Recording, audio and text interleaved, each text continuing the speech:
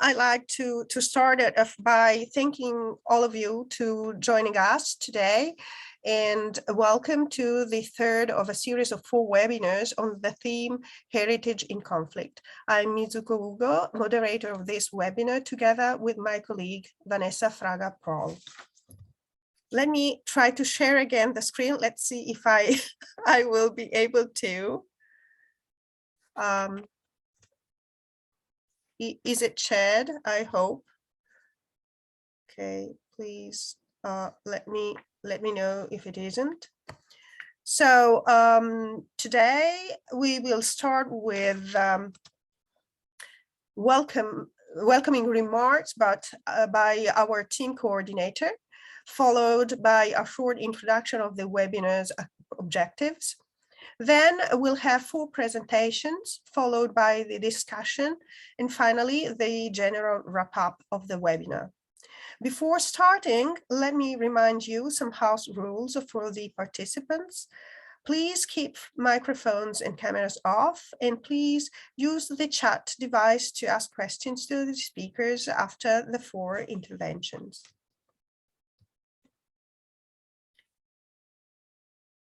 Now, let me give the floor to Giovanni Fontana Antonelli, coordinator of the Our World Heritage in Conflict team, for our welcoming address. Giovanni, the floor is yours. Thank you very much, Mitsuko, and welcome to the participants to this third webinar of this month. I will share the screen now, showing or summarizing a bit the activities that have been undertaken during this month, and they're still going on. I share the screen and I launch a short PowerPoint presentation.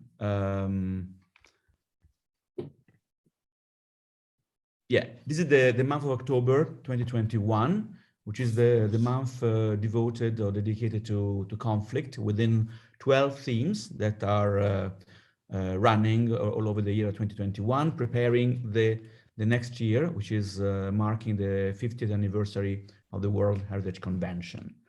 Main activities we can summarize in 6 main chapters.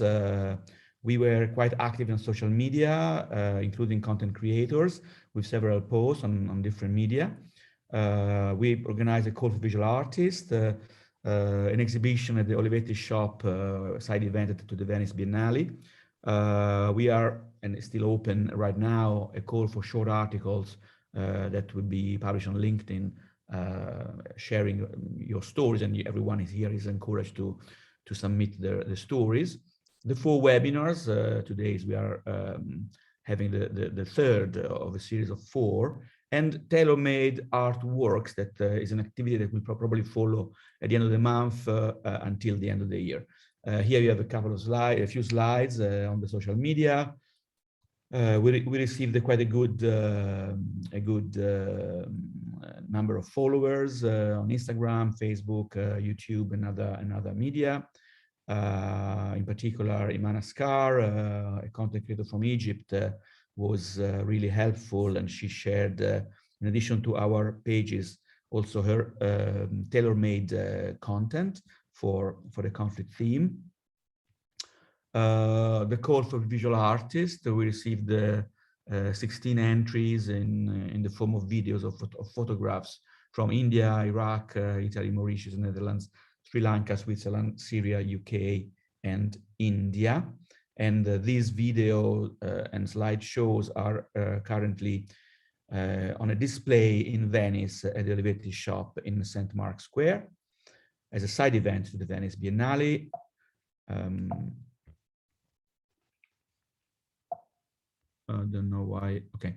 Yeah, this is our panel, one of our panels in the Olivetti shop in Biennale, and the exhibition inaugurated on the 14th of September. In the first month, more than 5,000 visitors, I mean paying visitors. There was a ticket to be purchased to enter the exhibition, attended the exhibition in the first month, and exhibition will close on the 22nd of November 2021. Share your story for the conflict theme. There is now the deadline extended until 25th of October, which is tomorrow, but probably will be extended until the end of the month. And then these are the four webinars exactly. Today we are in session 3, Art, Conflict, and Civil Society. We had quite a good number of attendees in the first 2 sessions, and now we're also preparing the 4th session for next Thursday. Tailor-made artworks. We are dealing with a Turkish visual artist who's making this type of collage, juxtaposition of images of Western world, or the life is somehow flowing in a sort of normality, and the life, the destroyed life of people who live under and within conflicts. This is why, and I end my slideshow here.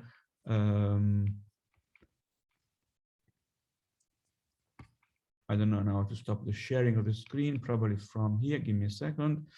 Oh,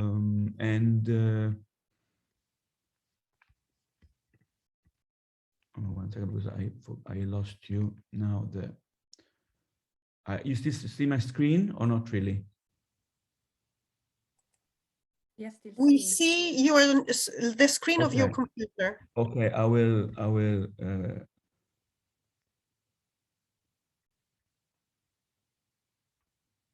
Well, I will close in a second. Anyway, exactly from here probably is now back to the main screen, I guess. And so therefore, this month is really celebrating the people who live in conflict, and especially the communities. We are really close to these communities, and the heritage is just one of the facets of the many different aspects that the people under conflict are living in. Of course, we're focusing on conflict and the heritage theme, also knowing that this heritage, once destroyed, is irreplaceable and will never come back to our lives, which is an important source of inspiration and cohesion. I leave the floor to the panel. Thank you very much, and have a good session. Thank you. Thank you very much, Giovanni. And before starting, let me spend a few words on the webinar's objectives. Today, we'd like to explore in what ways art can contribute to mitigate people's distress and at the same time open up new possibilities for people and their heritage in a conflict-related situation. No matter the type of conflict, protracted conflict, low-intensity conflict, civil unrest, heritage is always affected. It could be damaged, become possibly a tool for propaganda, or a target. Furthermore, even if a conflict seems to be solved or an agreement has formally been signed, its consequences are in fact far from being solved. And on the contrary, the repercussions of a conflict on an entire culture and its tangible as well as intangible expressions continue for generations. With the above in mind, we would like to focus on art, heritage, conflict, and civil society, thanks to 4 special guests who have kindly accepted to be with us in this webinar. Today's speakers not only are active in different branches of the arts, literary, plastic, visual, and performing arts, but they also have and are facing conflicts different in types and time. Please allow me to introduce Rafiq Katwari, who is an American Kashmiri activist and the first non-Irish recipient of the Patrick Kavanagh Poetry Award. His new collection of poems, My Mother's Scribe, has been recently published by Yoda Press. Rafiq divides his time between New York, Dublin, and Kashmir, where he was born and raised, and where in the 1960s he was jailed for several months for his political activism. Let me share the screen.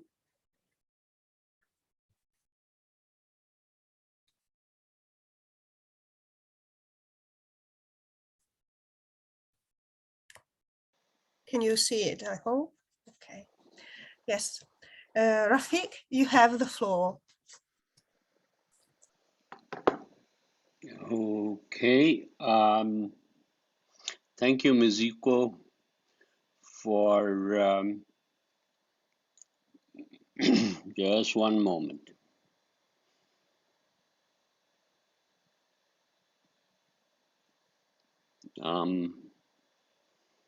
Everybody's having problems today.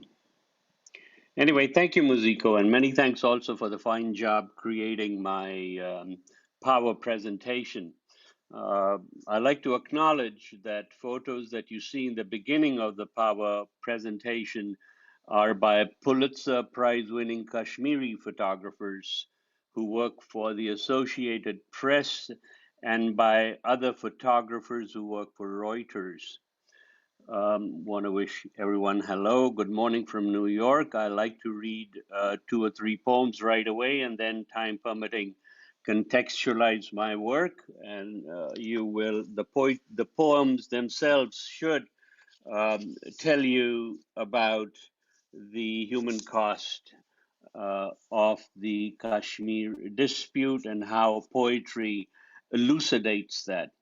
I have a new book, I have a new collection of poems out. It's called My Mother's Scribe, and I have dedicated it to the disappeared, the half widows, the orphans, the deliberately blinded, and for my fellow Kashmiris in unmarked graves. It's a series of letters that my mother wrote to the prime ministers of the world, and I'm going to read you. The first letter is to Mother writes to President Eisenhower, 6th August 1956. Dear Mr. President, I'm your shadow under the Kashmir sky. My 7 and 9-year-old boy and girl are over there across the ceasefire line, and my younger 4 are with me over here on this side of partition. Children who grow up apart don't know how to say goodbye. Gods of wrath have flung me into an unloved city where flowers are dusty and branches are weeping. Even birds have stopped singing. My home feels empty. Why can the blessed nuns at Jesus and Mary Convent, Murray, readily cross the line to teach at the Presentation Convent, Srinagar, and my children can't? Gods of wrath are killing my memory. A mother without memory has no history. I shield myself with silence. A voice speaks inside my heart. Often I wish to make myself wings and fly.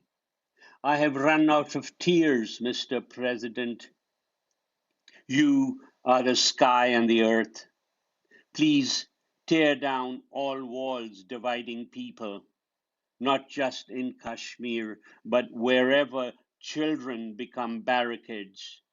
Please show the world our resolve by printing this in the New York Times. Good luck in your bid for re-election. I'll pray for your victory. Sincerely, Mrs. Mariam Jan, Muzaffarabad, Pakistan, administered Kashmir. I'm going to read you one more poem because I'm timing myself. This one again is to Lord Louis Mountbatten. Mother writes to Admiral of the Fleet Louis Francis Albert Victor Nicholas Mountbatten, 1st Earl Mountbatten of Burma, born Prince Louis of Battenberg, last Viceroy of India, cuckolded by Nehru, assassinated by the IRA. 27th August 2019. Dear Lord Louis, last night I dreamt we were flying on an oriental rug above graveyards of the Kashmir Valley occupied by India, your hand clasped securely in mine. We chased our own shadows over the barbed wire architecture of the line of control into Pakistan-occupied Kashmir. My sixth child was born here just years after the partition, I said. But the wind dispersed my words as we swirled above shiny rivers. The Punjab, you said, land of 5 rivers dressed in wheat. Here, feudal landlords pressed Jinnah to demand partition. You steered us through battalions of monsoon clouds to the land's edge, Karachi. We created Pakistan, you said, smirking, in order to prevent the Soviets from using this warm port. I was ruffled. You're lost in the past, I said. The past rots the future. We soared again above Turkey. World War I waging down there still, you said, laughing. My hair was tangled. We created waves in the air. I still had eyes in my head, a voice in my throat. I was a tunnel through which light cascaded into darkness to the edge of Europe. We slipped below clouds, hovering above an island. I couldn't remember the last time I had seen so many shades of green. I was dumb with happiness. A postcard-sized castle rose up to greet us. I have a leaping impulse, you said, unclasped your hand from mine. A royal crane swooped down to a boat wreck. Savage waves broke their bones against jagged rocks. A splash at the castle's edge, a lull, then a lion of Kashmir, alit on a rock, roared Azadi at the foam through which you entered into the sea. My heart pounded. I screamed, Pani, Pani, rousing my caregiver, Sabila, dozing on an Ethan Allen black leather recliner next to my bed at the Hebrew home, the Bronx. Yours, Mariam, Mother of Christ. There's one more poem, but I'd like to just contextualize my poems, if I may.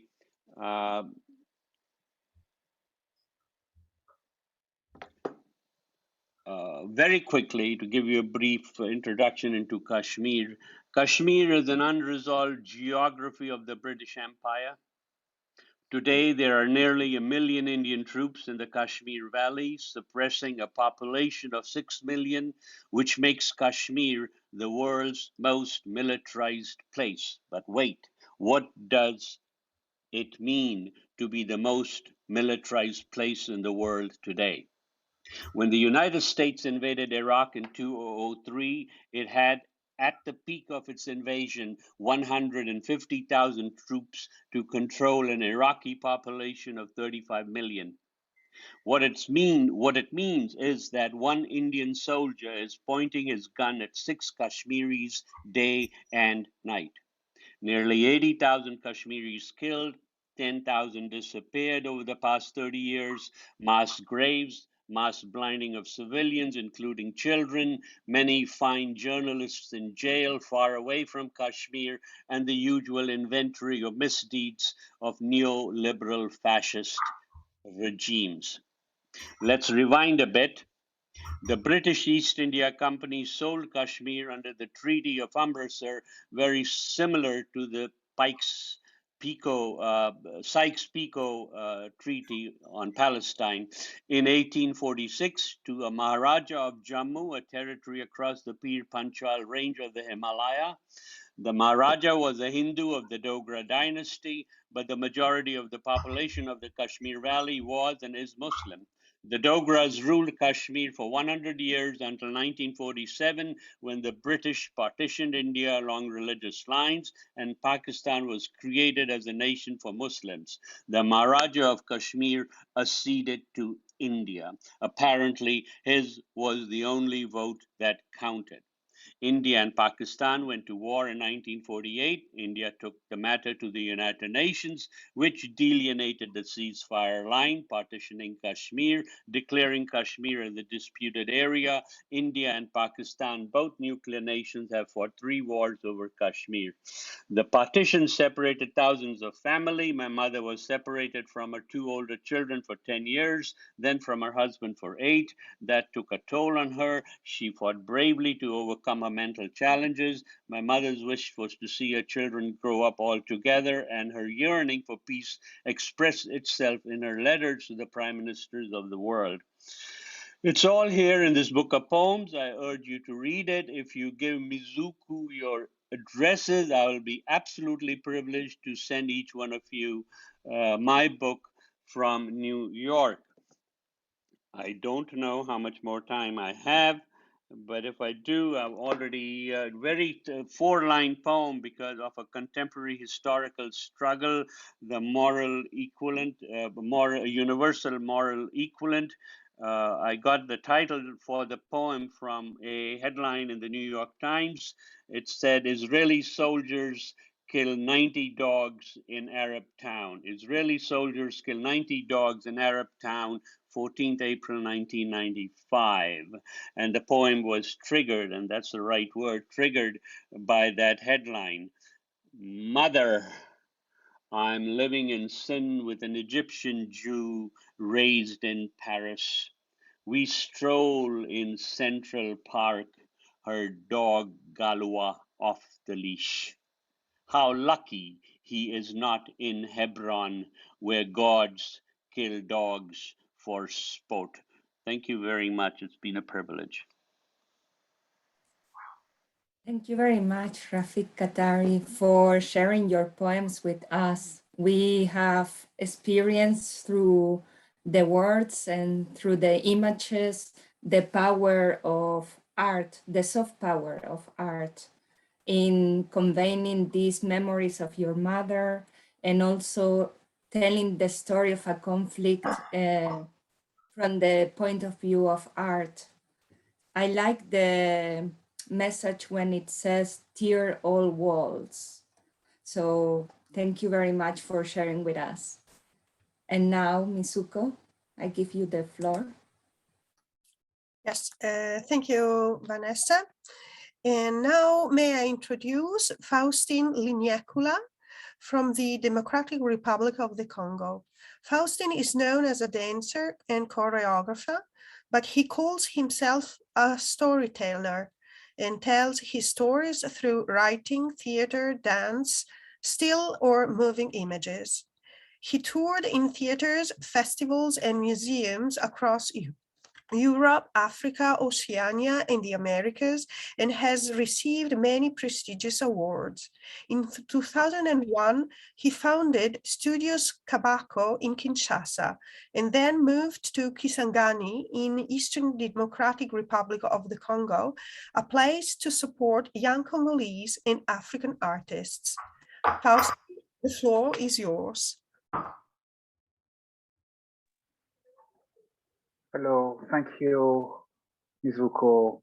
Thank you, everyone, for having me here. It's a real honor. 20 years ago, I decided to move back to my country because I understood then that the kind of stories that were setting me in motion were not my experience of exile. Maybe I could say that I don't have a lot of imagination, so I need to be alert to capture life around me and inside me. And for those years when I was outside my country, from 1993 to 2001, whenever I wanted to make a show, I was always telling stories from the time I was back home. So I said, if this is the case, I need to go back there. So I went back to a country that was just struggling to get out of a war. Officially, the war ended 18 years ago, but somehow we're still at war. Every day, people are still killed. So it's a more diffused war that has been going on there. And so mine are stories of ruins. Because with time, I came to this realization that if at all there is anything that I inherited, it is a pile of ruins. Now the question is, what is it that I can do with my pile of ruins rather than sitting on top of them and mourning? So with that question comes this necessity for me to constantly figure out how to build temporary shelters. So therefore, going on stage becomes like a way of scavenging through the ruins. Whatever I get from there, I'll try and make a temporary shelter. That's how I call them. Meaning that when I go through my pile of ruins, I could find memories of my 6 years of studying Latin in a Catholic school, led by Reverend Father Lomel, a Belgian priest who arrived in the Congos in 1955, and who only left in 2001 to go back and die in his country 3 years later. Sometimes in my pile of ruins, I can find rituals that I was taken through by my grandmothers who, in such a male-dominated society, were the ones who passed on to me and to my generation traditions that, for most part, are disappearing or have been already disappearing for many centuries. Because somehow, maybe the whole process of destruction of heritage, in my case, did not begin with the war in 1997. No, it's probably a journey that began the very first moment Europeans did set foot on my land.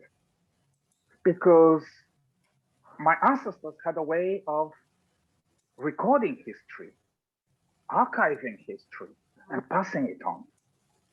We never developed a written system, so it was through songs, through dances, through masks, through sculptures. But when Europeans arrived, the first thing that they did was to make people understand by force, if necessary, that everything that they had was useless. So masks were taken, sculptures were taken to overseas.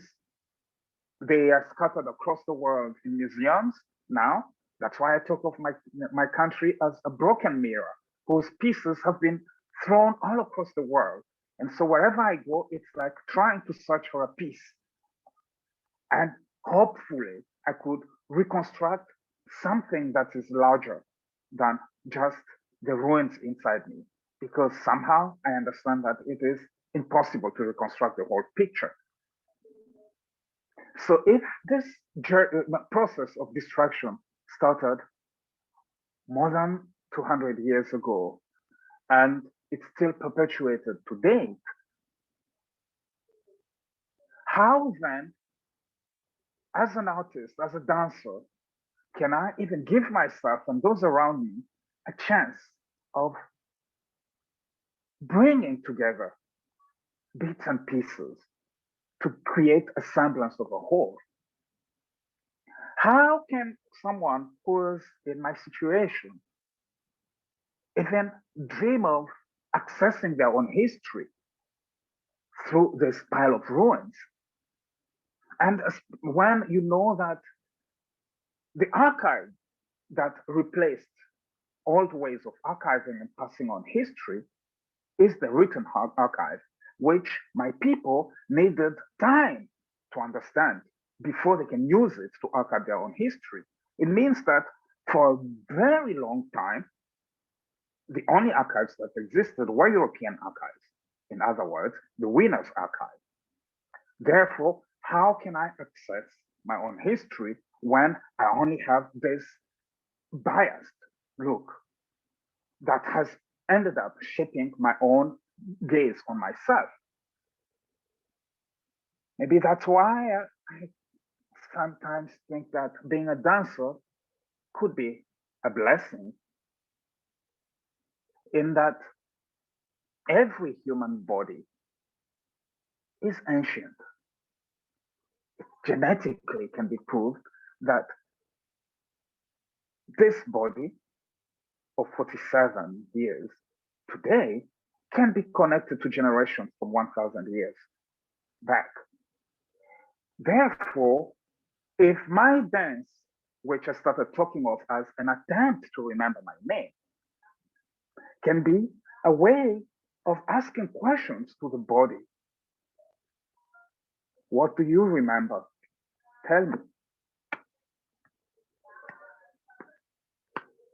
I'm not sure that if the body started speaking back, I'd be able to hear or even to understand the language, because the tools, I'd lost the tools.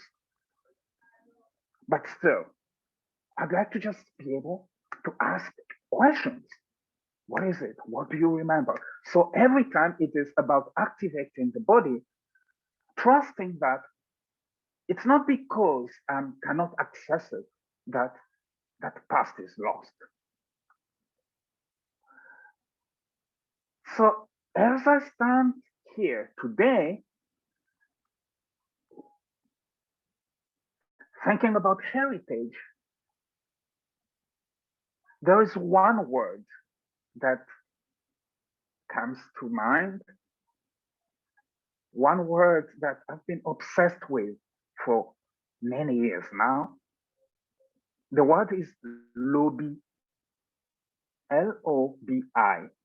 It is in Lingala, one of the main languages spoken in the Congo. Lobi means yesterday, but Lobi also means tomorrow. So it's only the context of the sentence that would tell you if we're talking of the past or the future. I find it fascinating that the elders, many, many generations ago, decided that they should only have one word to talk of these two realities, to talk of the past and the future. And they could bring together the ancestors and the unborn in one word. It breaks the time, the linearity of time. So it's no longer about past, present, future, but it's this circular space. I would say the circle is like the world as it should be. It's the space where, like when dancers make a circle, it's a way of acknowledging our presence together. The community is together. It's a space of solidarity. It's a space of circulation. Energy that goes out of my right shoulder will always come back through the left.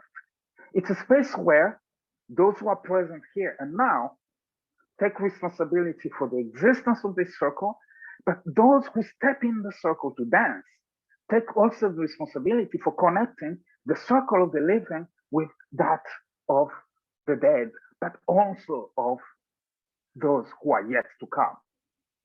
Lobi.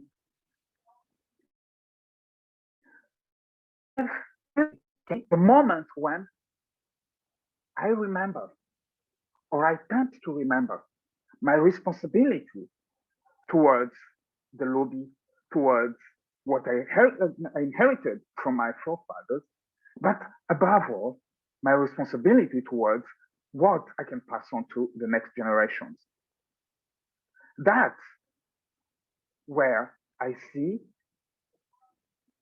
my dance as a possibility to open up spaces inside me, but also around me. And therefore, we can hope to get some of ourselves back, because it's really about bits and pieces of who we are and how can we reconnect with ourselves and hopefully move forward. Thank you. Thank you very much, Faustin. It has been really interesting also to listen to you as a dancer, how you, even though saw your world becoming, being shattered and being dispersed, how you have managed to reconstruct that mirror that you talk about, to show also your culture.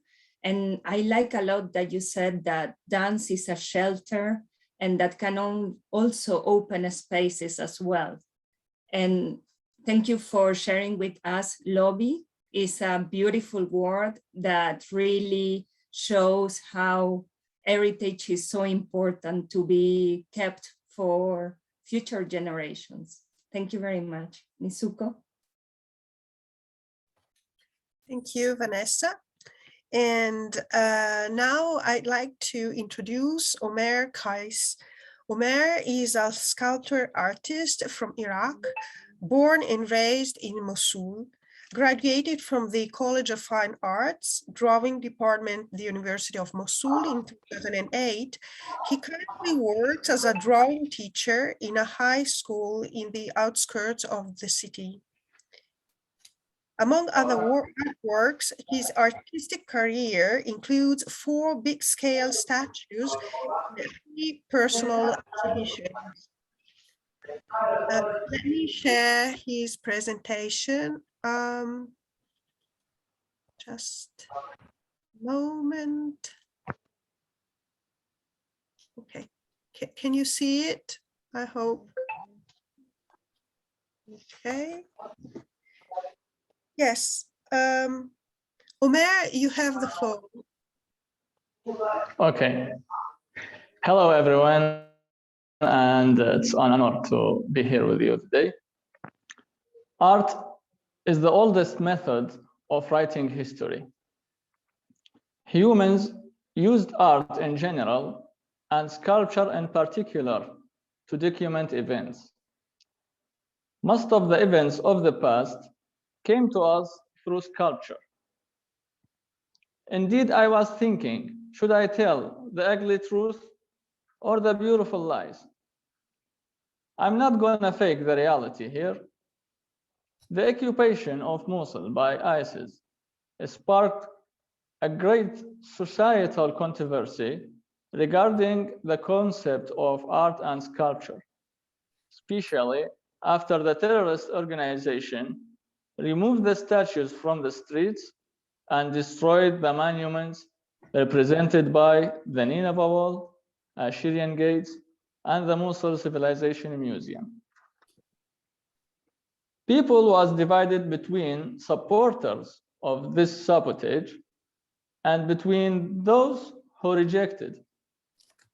The religious background was the reason for supporting the removal and destruction of these statues and antiquities, considering them a religious taboo.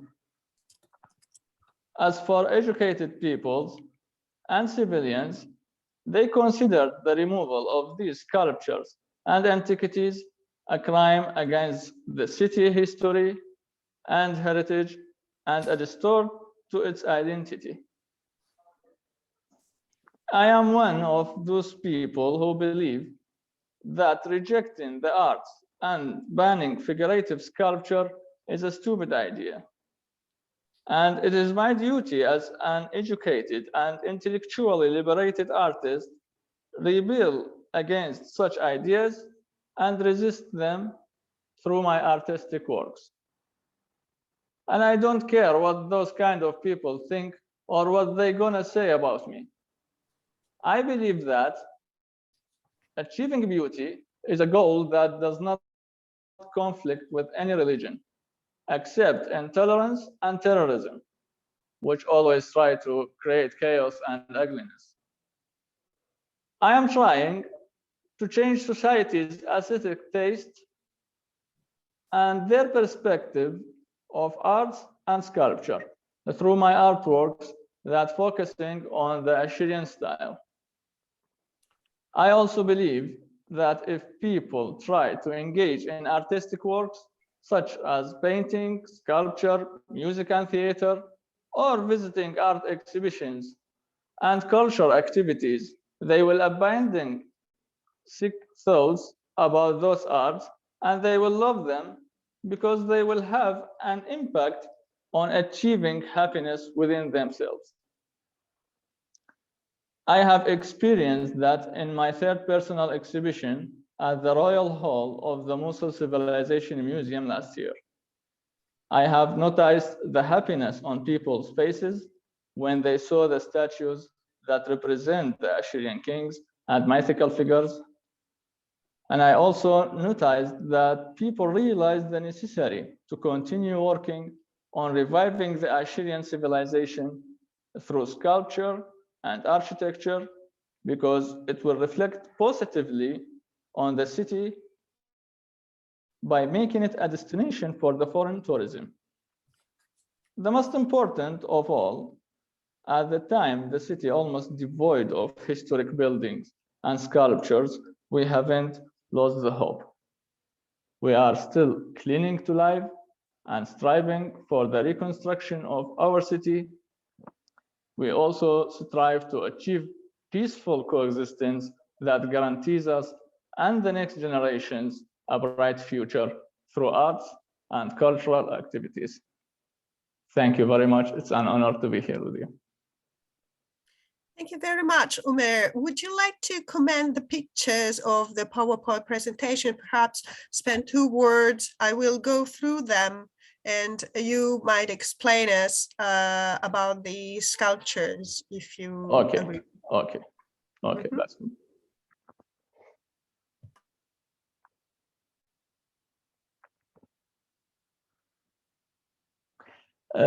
This piece of art I made, and most of my artworks I made during the occupation of ISIS here in Mosul, and I was working with my father in a basement inside our house in secret. We didn't want anyone to know about us because it's something not allowed in that era. And this piece was named Mesopotamia. Mesopotamia is the land of 2 rivers. It's me in Iraq. I represented as a beautiful woman, and I was kind of naked because it will lead us to know that is the motherhood and freedom.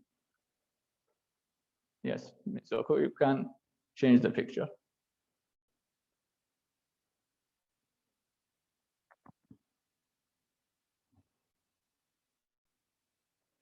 The great 2 Assyrian kings, Sargon II, who ruled the Assyrian kingdom in Nimrud, and also Sennacherib, the Assyrian kings who was ruling the Assyrian kingdom here in Nineveh, where we live now. They both, I'm trying to make them big statues in the city, beside other statues also, to focusing on these great heritage and remind our people our deep roots that the Assyrian kingdom was ruled in our land. Okay, next.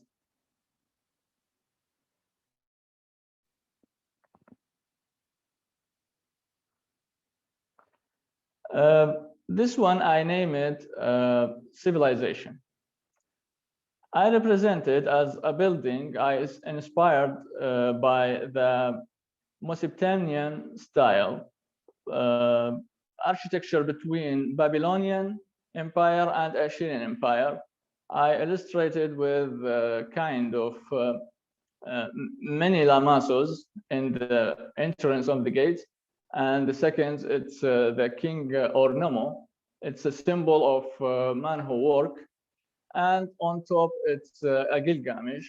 It's a mythical figure from the Sumerian Empire. And also it was mentioned by the Assyrian artists and also sculptures to that king.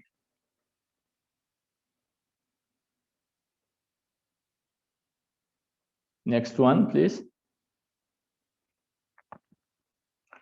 Love and peace. This one may be referred to the queen Shamiram, and we here call it in Arabic Semiramis. It's a name that refers to the white dove. Love and peace. She's a queen that symbolized peace and ruled the Assyrian kingdom here also.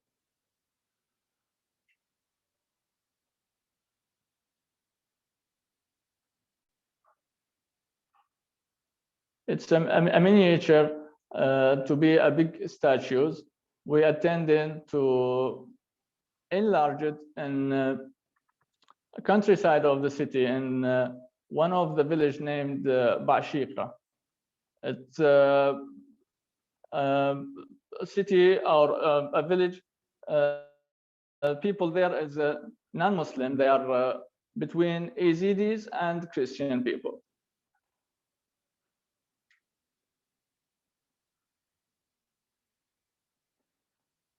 The New Dawn is a project I am attending to build in the city and in the left side of the city in particular. I try to show the people that when the Iraq or the heritage or the historic power killed the snake, that a symbol of evil. And you can notice also the snake is surrounding the people inside. It's kind of a new dawn because you can see the ray of light starting to raise inside this building. And this building also kind of a mixing between the Hatra Empire and the Assyrian Empire by Zikrit, and also with a modern and urban shape. Yes, next one, please.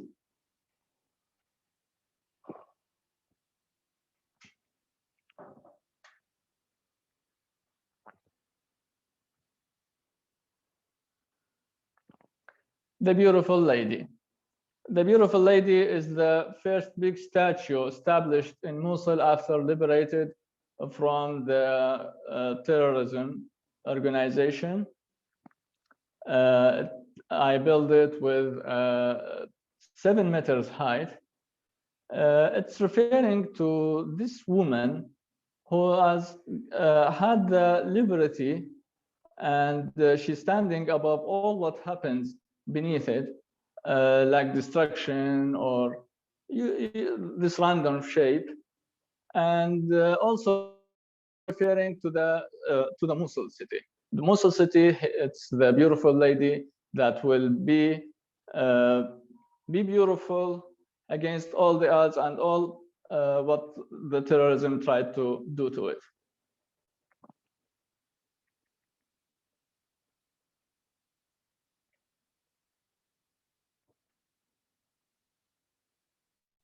Okay, Mizoko, the next picture, please.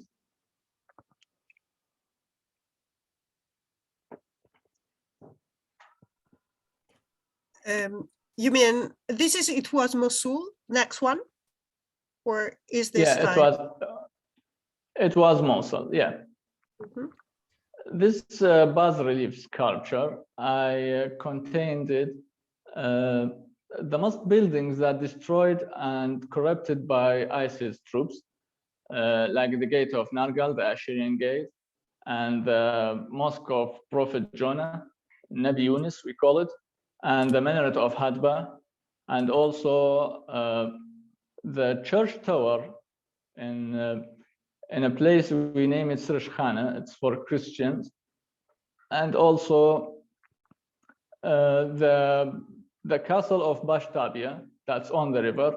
All these monuments was destroyed by ISIS troops, so I made this as a tribute to it.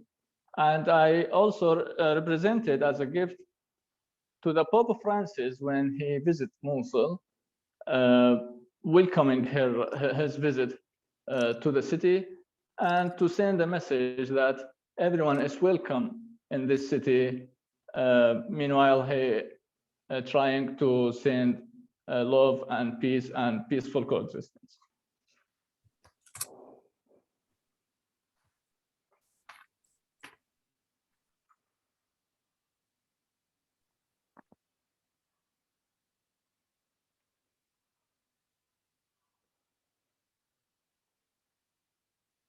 This photo is showing me I was explaining to the Pope Francis about the artwork.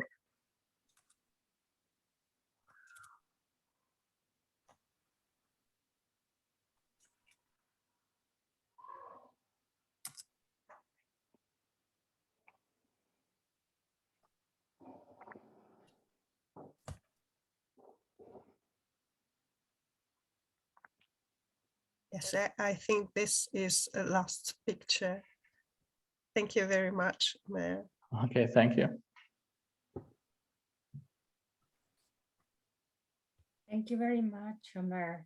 It has been really fascinating also to understand that meanwhile terrorist groups were destroying art in your country, you were still working and producing sculptures. And as you said, a sculpture has been the way that people had to tell history. So you have been using also this to tell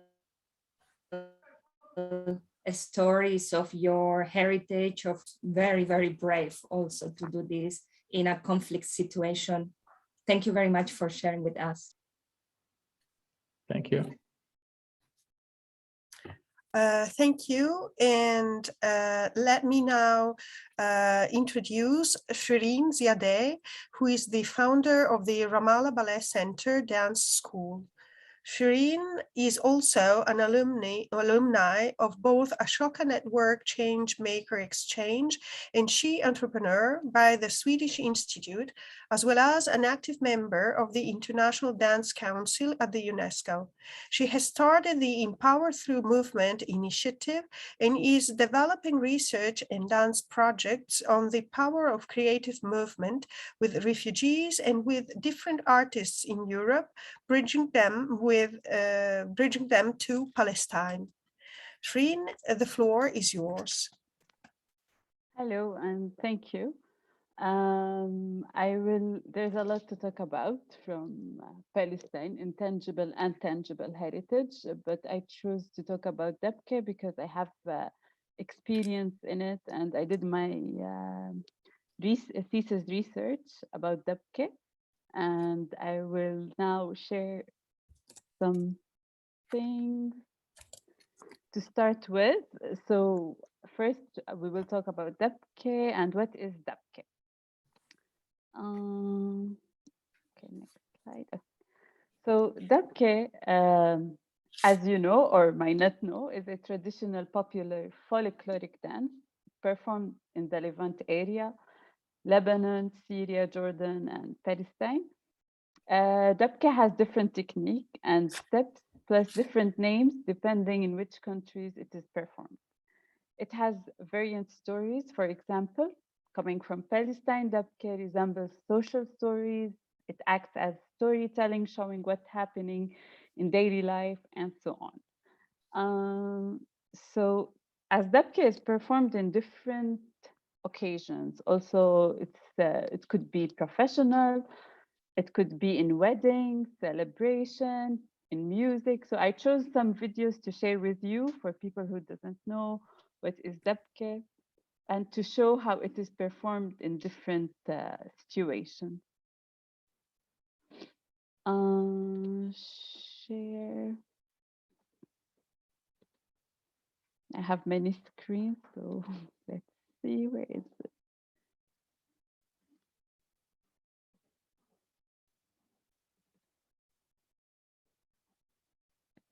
So this one is from El Funun. It's a very well-known dance troupe in Palestine, in Ramallah, and they do dabke as professional on stage.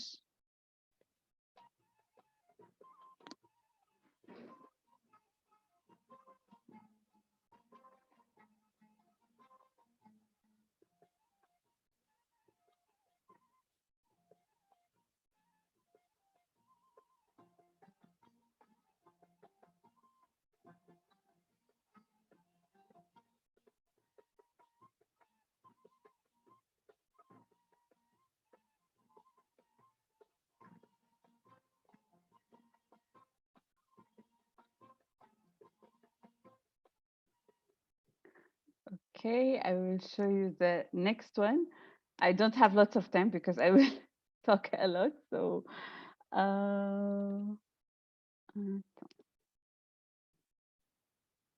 where is it? And it could be in music like this 47 Soul. Sorry. YouTube.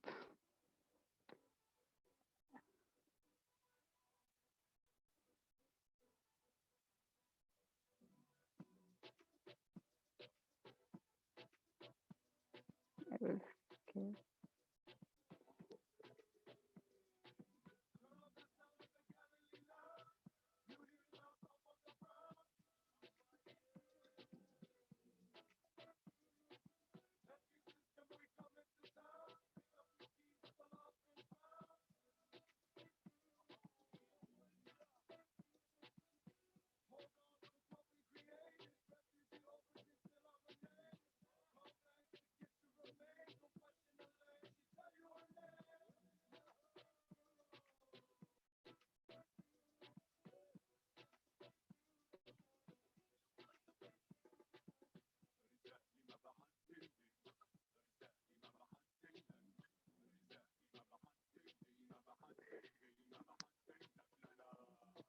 Okay, next. These are very famous group. Also, the music, the songs that they choose, it's all from the heritage, and they choose to use the dabke dance in their main videos. So they're very interesting if you like to see them later. The next one is about how dabke is performed in weddings. Usually it's more not casual, but sometimes you rent a group because they are everywhere, and dabke is one of the main cultural, traditional thing to have in the wedding. So many Palestinians inside Palestine or outside Palestine, they use it and they bring groups to come and perform in the wedding, like this one.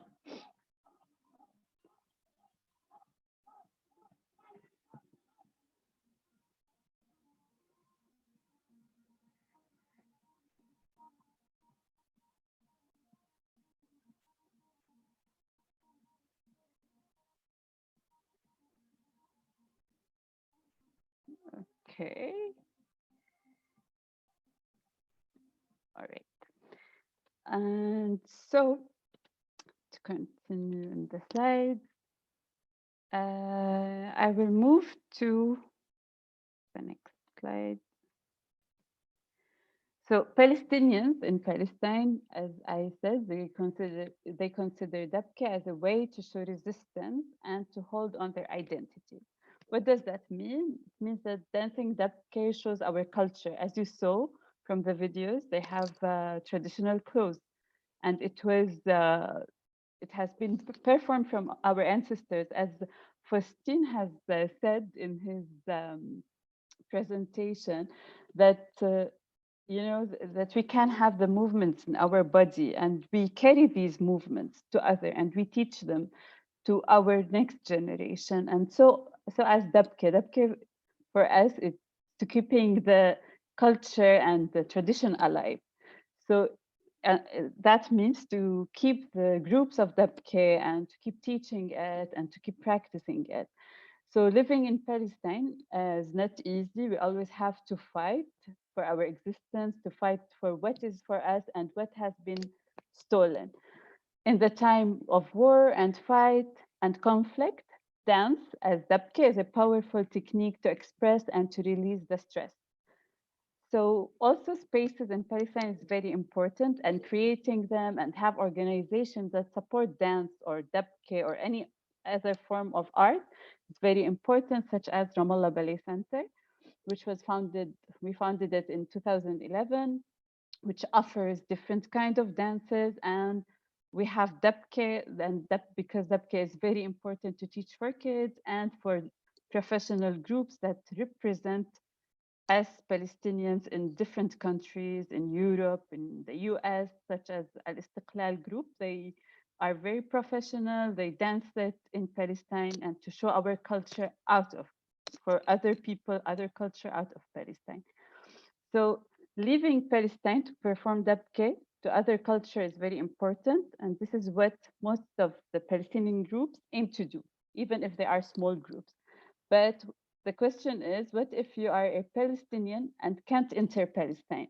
What if you ended up as a refugee? So to cover our Palestine or Palestinians, every story has like a big chapter to talk about. So refugees out of Palestine also try to safeguard the dabke and use it as a powerful tool. How does a Palestinian refugee represent their culture? How do they keep up with their roots and tradition? So through my thesis research, I found out that the use of dance for refugees could be beneficial in reconstructing their identities in light of the displacement they have encountered. This is at the end of the thesis.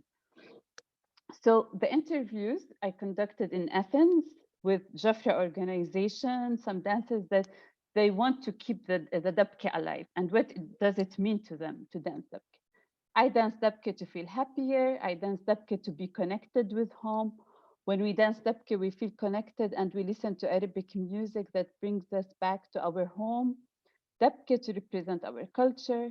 And some said, I'm here to be with my friends and I dance dabke because there's nothing to do while I wait for my papers, but I love it more and more for the cause behind it.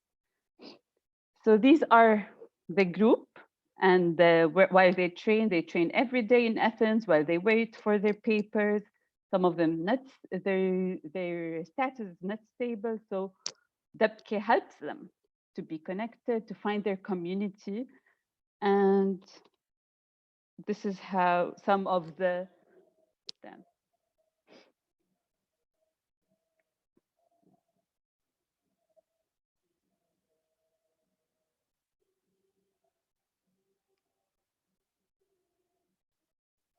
We can't hear the sound, I'm afraid.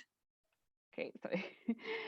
So in conclusion, it's very important for Palestinians to dance dabke, whether they are in Palestine or considered as refugees in different countries. Carrying dabke wherever they go is a form of showing their culture and identity. And most important is to save what they couldn't save from the cultural heritage in Palestine. Thank you for listening, and sorry if I was long.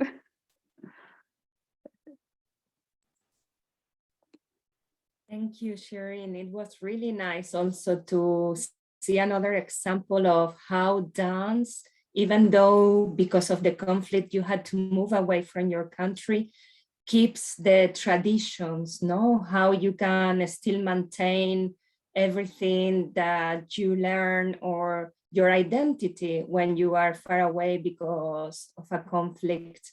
And thank you for sharing with us dabke, beautiful dance. And now that we have finished with the 4 presentations, we have some time. We have 15 minutes for questions. So I have seen already a couple of them in the chat.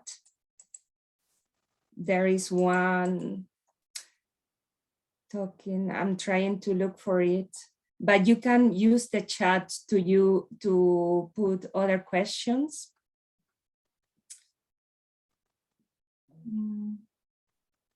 Yes, Vanessa, sorry.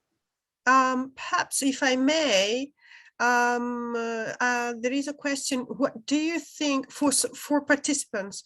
What do you think is the role of arts and culture in promoting disaster risk reduction?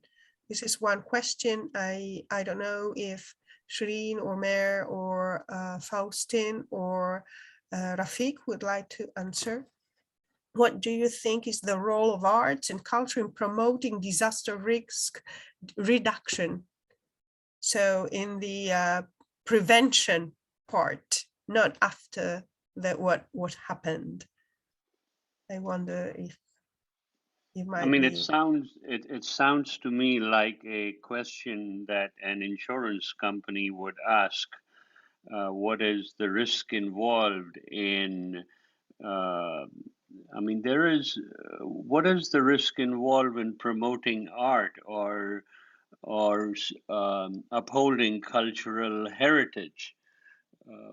The risks are all political. You know, you can be arrested, you can be thrown into jail.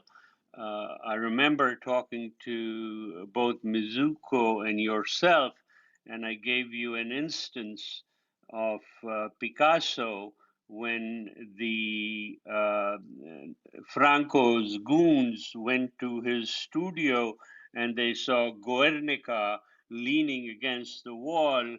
They very sternly said, "Did you do this?" And Picasso calmly said, "No, you did."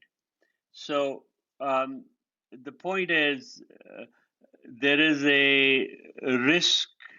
How can we prevent the risk to ourselves and still do art under very strict fascist regimes, like, for instance, in Kashmir or in Gaza or in Palestine? The whole thing, I don't understand that question that well. I understand what you're trying to get at, but the risk is all personal and you have to rise above. I mean, Nelson Mandela was in a cell for 36 years. So how could he have prevented that and yet uphold that? So there's so many ways of looking at it. So I would look at it from upholding your conscience, upholding your art, come what may. How can we reduce the risk? Go to another country. No, that's not the way to do it.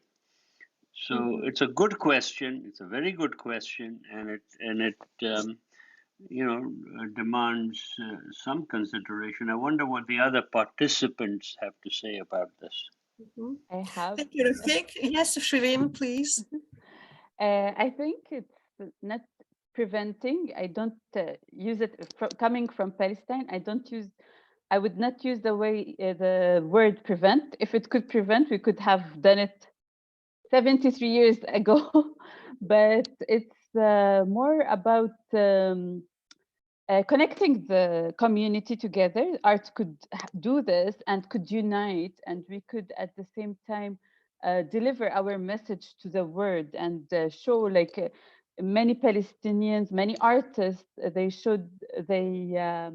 did a showcase of their art in different countries, not only dance talking about, but drawings, writing, everything that helped us for other people to see our message, to see that they're humans in Palestine, we need to live, and all our message to send it abroad, which it helped for other people to understand what's going on in Palestine, not only from the media or the news. So I think this is how we can help to spread the message, but I wish it's preventing or reducing, maybe just connecting and uniting the people.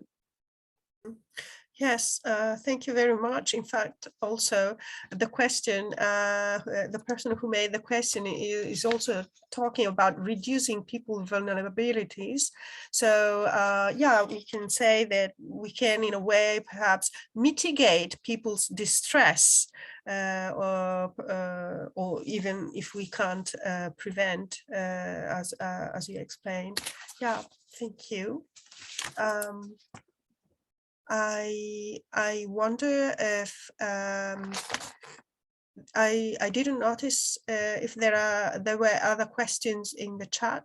Vanessa, no, perhaps not. Yeah. So Yes, I had a Faustin, question. I had a please. question for Shireen. Yes. Because the question was like, is Dabke pre-Islamic or Mm-hmm. in the culture? Was it there before Islam? Mm-hmm.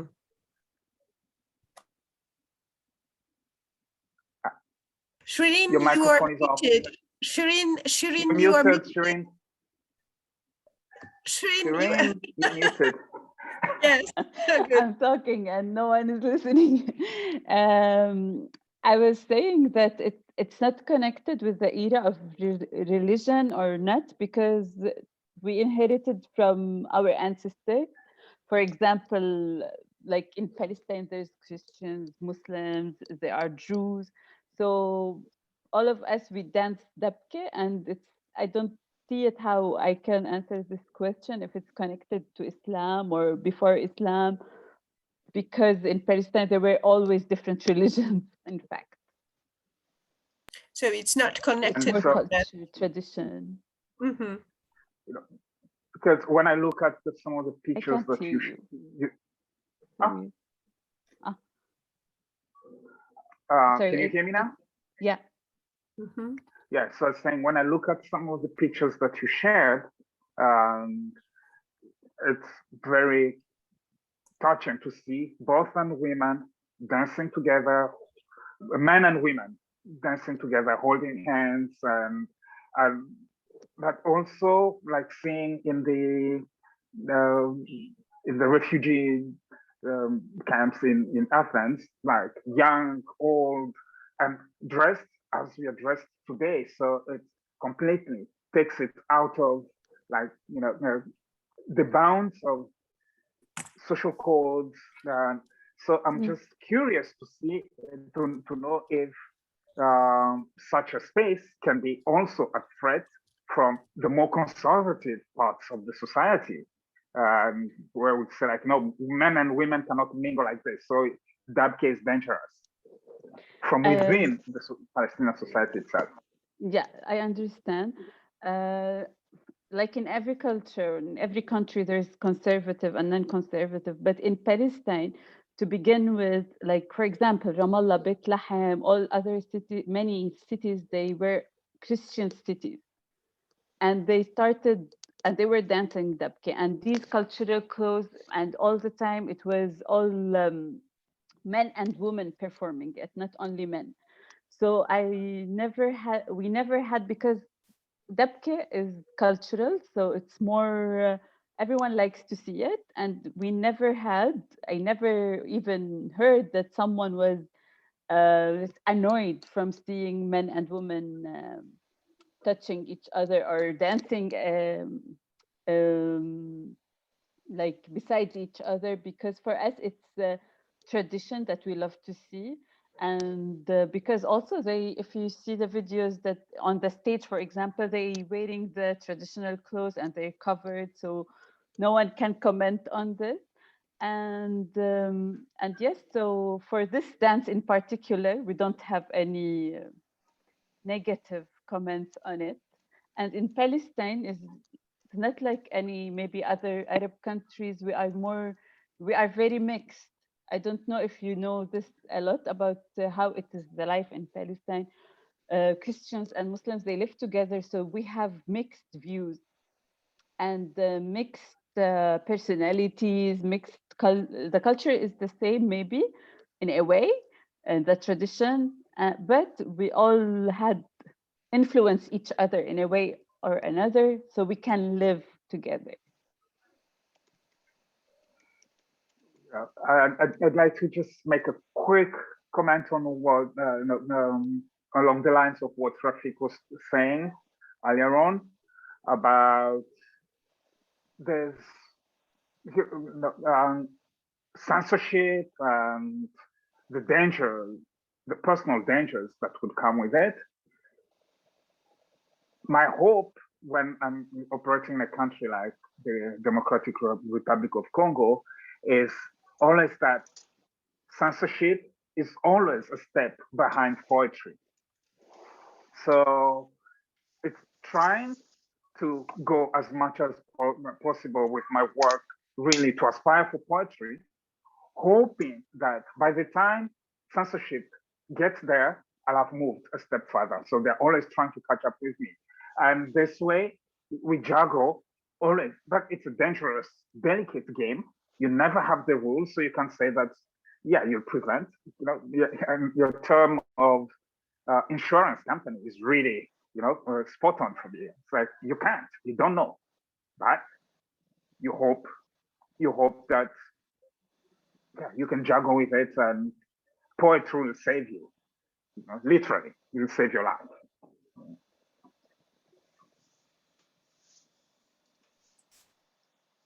Thank you. We have another question in the chat. I'm going to read it. Each of the speakers has evoked the entangled relationship of art and culture, with culture as a source of inspiration. There's the artistic responsibility to continue to build a creative path is motivating.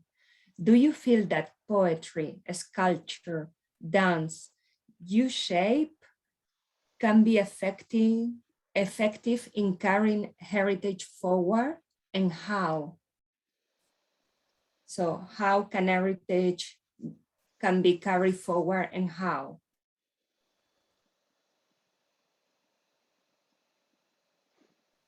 Should I answer that question? Yes, thank you, Omer. Yes, please. Okay. Mainly, fine arts and sculpture is reflecting to the reality. So when you used to live in a land that hosts the great empires and civilization as the Assyrian and Babylonian one, that must affect your way to see the reality and how to express yourself. We cannot pass this, our deep roots and the culture and tradition and heritage. We cannot work without it. So it will appear automatically in our art. And I also trying always to focus on this civilization and heritage to make people pay attention to it, because it represents the real identity of this land and the society. So we want them to care about it, and maybe we will avoid to have such a conflict in the future, and we do not want to repeat the past. Thank you very much.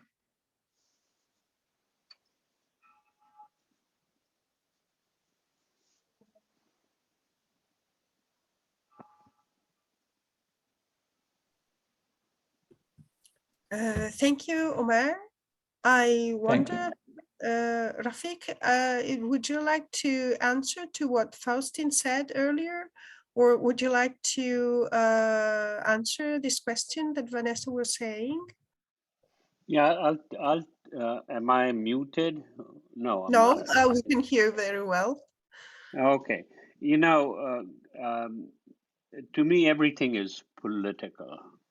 Okay, art and culture, dance, poetry, and the other fine arts do not exist in a vacuum. It's all very political, especially in the world in which we live today. For instance, the cartel formed between India, Israel, the US, and the petrol station owners in the United Arab Emirates is a threat to Palestinian culture, to Kashmiri culture, to the BDS movement. The trade and commerce aspects of the deal will be used to counter BDS. I know that, and to reinforce the colonial occupation of Palestine and Kashmir and other places. Given this, when I see a video of Palestinians performing the dabke, I am reinforced. I'm happy that despite I mean, there were snipers shooting at Palestinians, and they said, excuse the language, "F you, we will perform our dabke despite your guns," uh, which of course goes back to the earlier question about reducing the risk.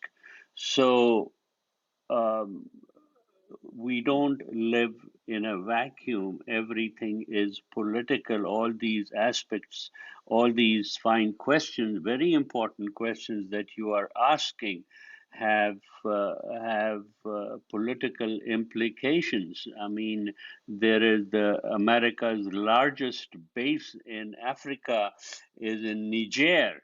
Why? Because Niger has the world's second largest reserve of uranium. And uranium is what brings electricity to all of France, which colonized Niger, as you know, not too long ago. So, how can Niger, for instance, what sort of culture, how can they, children are digging uranium with their bare hands? I mean, it's so, what can I say about this? So you wanted me to respond to this. So basically, I've said everything is political, and given the regimes that we face, upholding anything is a act of resistance. Is the guy in Kashmir who painted the word Palestine under a bridge was first of all arrested. Then he was given a sponge and a soap to wash the whole paint that he had painted the previous night or previous day. So, you know, that's also expressing art in many ways, a mural.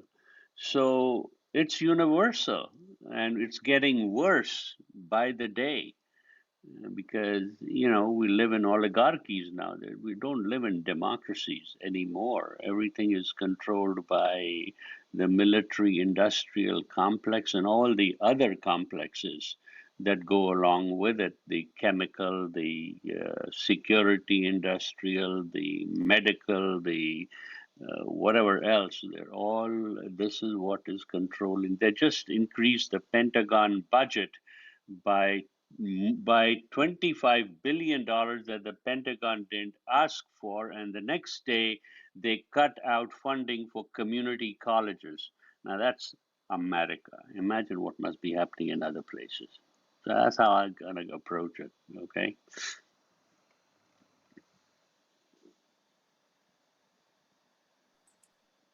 Thank you very much. I don't know if there are any other questions. I have one, actually, and I wanted to hear from you also. How do you think art can help raising awareness of the importance of heritage when there is a conflict situation? So how through art we can make people aware of the importance of heritage, because now we see more and more how heritage is being destroyed due to a conflict. So how you as an artist can help promoting the importance?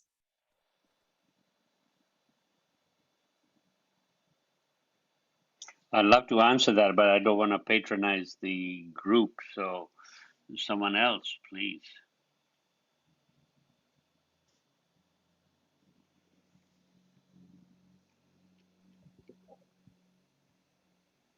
I'm always personally careful about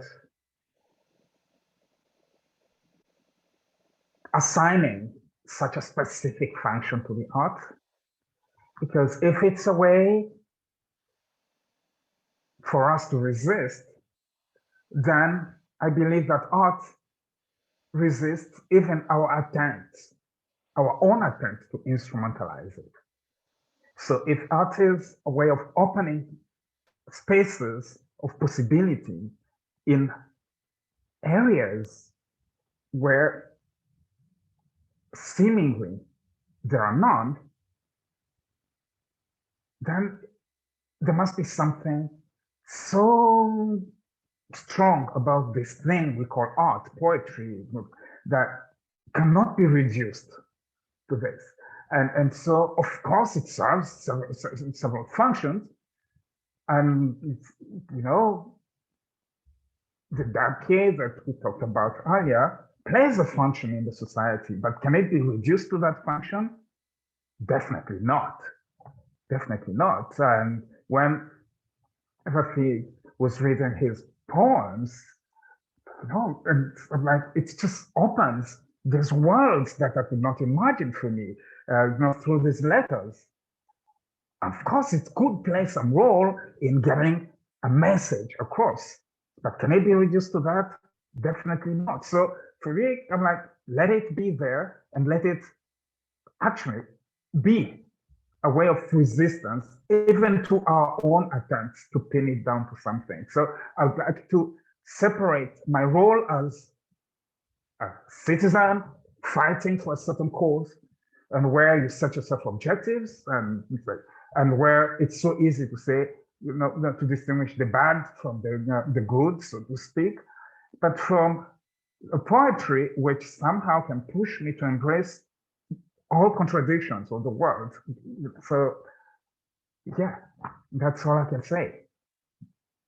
But I'd really like to hear you, Rafik.